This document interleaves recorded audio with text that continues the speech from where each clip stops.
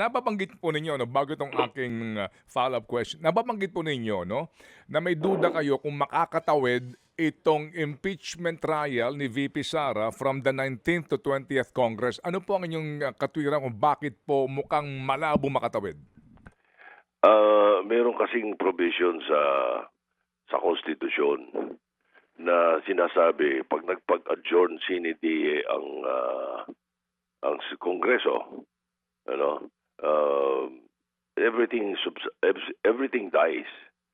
Wala, maliwanag yun eh. Kasi pagka sinabing adjourn sine die, which means without day, Section 15 ng Constitution, Article 6 eh, maliwanag yun eh, na titigil lahat eh. As a matter of fact, kailangan yan, isasubmit na eh. Isasubmit nyo uli yung mga iba't ibang mga, let's say, committee report or yung bills. Kahit tapos na yung committee report, kahit naka-third reading kayo, hindi na pirmahan ng presidente. O kaya hindi nyo na i-transmit. Lahat yun babalik ko sa babalik sa ang sinasabi noon Congress but may be taken by the succeeding Congress as if presented for the first time. Ganun kalinaw eh. All matters and proceedings shall terminate upon the expiration. Yun ay sa rules ng Senate. And it emanates from the Constitution, Article 6 of the Constitution, Section 15.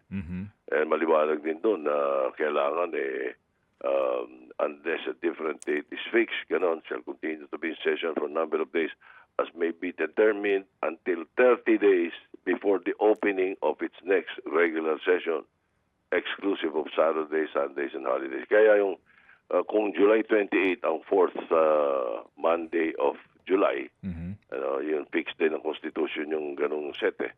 Ang matatapos sila dapat ng June 13. Sa June 13 dapat ang end ng session ng Congress. Itong 19th Congress, buong Congress yan, hindi lang yung Senado. So, ang tanong dyan, at tinatanong ng mga ng mga political, ng mga ibang legal experts, ibig sabihin nun pati yung Congress, correct, pati yung Congress ng mga prosecutors, at saka yung mga senador na 12,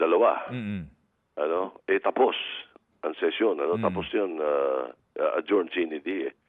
So, does it cross over? Yun ang mabigat na tanong.